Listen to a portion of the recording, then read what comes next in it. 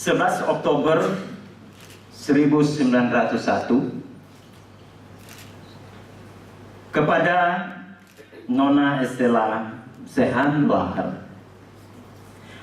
Adapun sekarang, wahai teman setia, saya akan bercerita kepadamu. Tentu saja benar-benar dari hati ke hati tentang berbagai hal mengenai rencana kami. Jalan bagi kami untuk berdiri sendiri akan terbuka. Dengan demikian kami dapat mengabdikan diri kepada sesama manusia seperti dokter, bidan, guru, pengarang, ahli dalam berbagai seni rupa.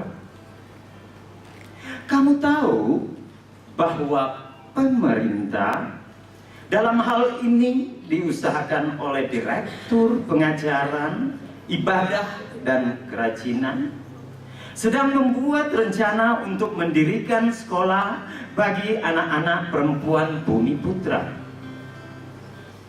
Sebagai percobaan akan didirikan sekolah lengkap dengan asrama bagi anak-anak perempuan pembesar-pembesar Bumi Putra. Istri direkturnya bertanya, apakah saya mau menjadi guru pada sekolah-sekolah itu? Saya suka sekali. Tapi saya tidak dapat menjalankan tugas itu karena saya tidak dididik dan tidak cakap untuk tugas itu. Kata nyonya itu, saya harus masuk sekolah, salah satu sekolah di Betawi menjadi guru. Bahwa ayah saya menyetujui usul itu, kamu sudah tahu. Maka saya akan pergi ke Betawi.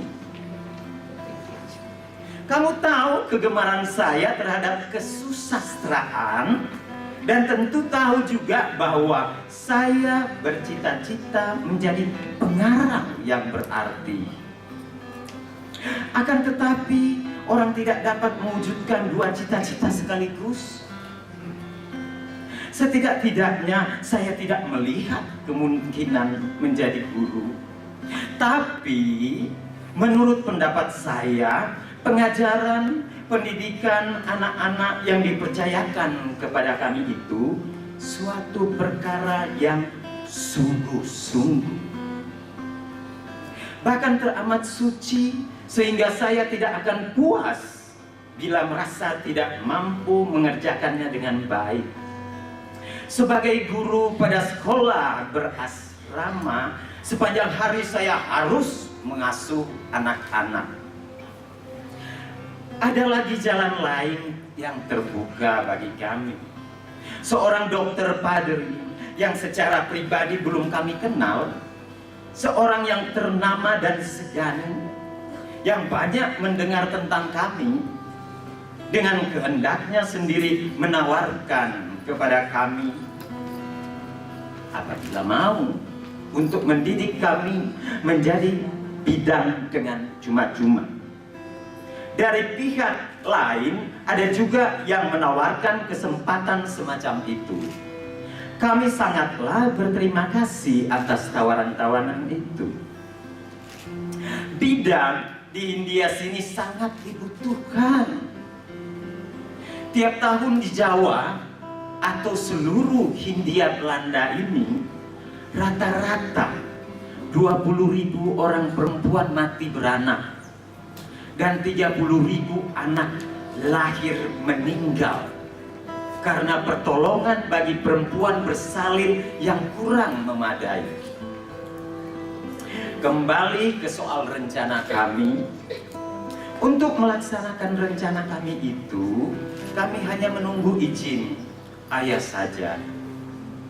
Stella, maafkanlah seorang ayah yang bimbang melepaskan anak-anaknya kepada nasib yang tidak tentu. Sebagai perintis jalan yang pertama, kami harus memberantas perlawanan dan prasangka semua orang. Orang tua manakah yang tidak begitu mengharap untuk melindungi anak-anaknya dari duka cita.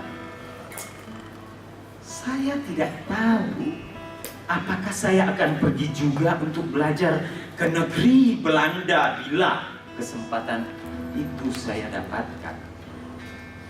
Sekarang ayah sangat lemah, harus sering dijaga dan diperhatikan dengan sungguh-sungguh. Katakan hal itu sebagai suatu perkara kecil, tapi Stella, saya tidak akan dapat tenang sekejap pun apabila saya tahu ayah menderita dan memerlukan pertolongan, sedangkan saya jauh darinya memenuhi panggilan. Salah satu cita-cita yang hendak saya sebarkan adalah hormatilah segala yang hidup, hak-haknya, perasaannya. Masalahnya sekarang, bagaimana sebisanya menyelaraskan dua kewajiban besar itu. Penyelesaian sementara, saya merawat ayah, tapi tidak juga mengabaikan pelajaran. Di rumah saya mempelajari sendiri tentang ilmu keguruan sejauh yang dapat dipelajari sendiri. Surat 13, 8 Februari 1902 kepada Nyonya Abendanon Mandri. Ahai, datang sajalah Nyonya dan Tuan untuk melepas lelah di sini dari kesibukan kota Betawi yang ramai itu.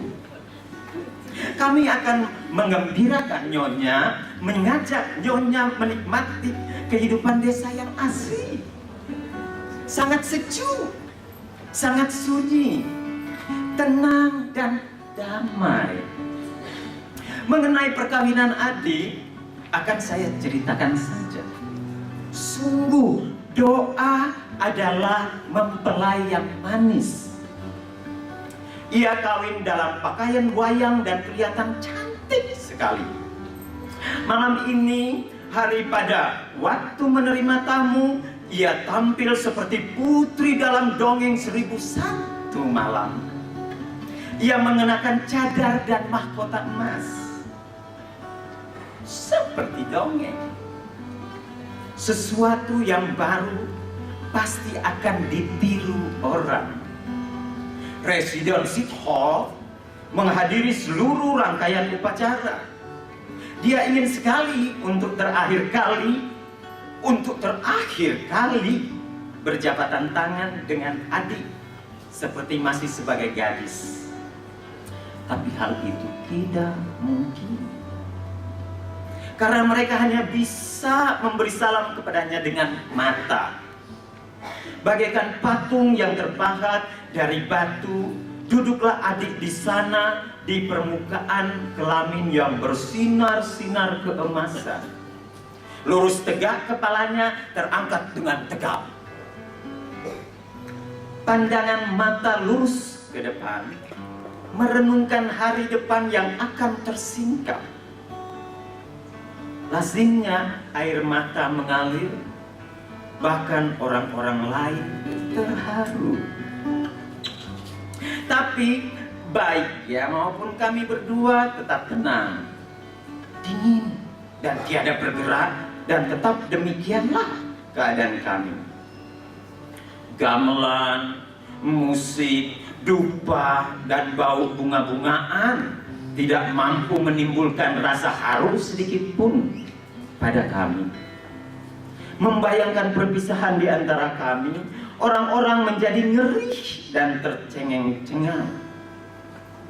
Mula-mula dan sekarang, perhatian orang masih selalu tertarik kepada kami. Orang ingin sekali tahu bagaimana sikap kami menghadapi perpisahan itu. Kami masih berbicara dengan residen mengenai rencana kami malam itu juga. Bayangkan, di tengah-tengah keramaian perayaan, kami berbicara tentang perkara yang amat pelik dan amat lembut. Tapi itu satu-satunya kesempatan untuk berbicara dengan dia seorang diri. Kami harus cepat-cepat melakukan hal itu. Dan di sekeliling kami banyak orang. Sekali lagi banyak orang. Di tengah-tengah dedaunan dan bunga-bungaan, di tengah kilau kemilau sutra, kecemerlangan emas dan permata, di tengah berdengungnya suara dalam lautan cahaya, di sana kami duduk memegang gelas sampai. Waktu itu tengah malam kami membicarakan soal-soal pelik. Sebelumnya kami tahu bahwa ia akan menertawakan kami dan paling sedikit menganggap kami gila. Kami tidak takut. Mula-mula ia berbicara dengan saya, kemudian dengan Rukmini. Barangkali untuk mengetahui apakah kami saling membeo atau tidak. Kerap kali ia meninggalkan kami dengan perasaan yang tidak terlalu senang. Tapi berkali-kali kembali juga untuk memulai pembicaraannya dari permulaan lagi. Apa pertanyaan yang hendak saya ajukan ke Nyonya? Apabila Nyonya bertemu dengan teman Nyonya, Dr. Snow Harkonya, sudikah Nyonya bertanya kepada beliau tentang hal berikut? Apakah dalam agama Islam juga ada hukum akil balik seperti yang terdapat dalam undang-undang bangsa barat? Ataukah setidaknya sebaliknya saya memberanikan diri langsung bertanya pada beliau? Saya ingin sekali mengetahui tentang hak dan kewajiban perempuan Islam serta anak perempuannya. Terakhir, sebagai penutup, saya sesalkan sedalam-dalamnya bahwa HBS Putri ditutup. Sungguh-sungguh hal itu sungguh-sungguh keterlaluan.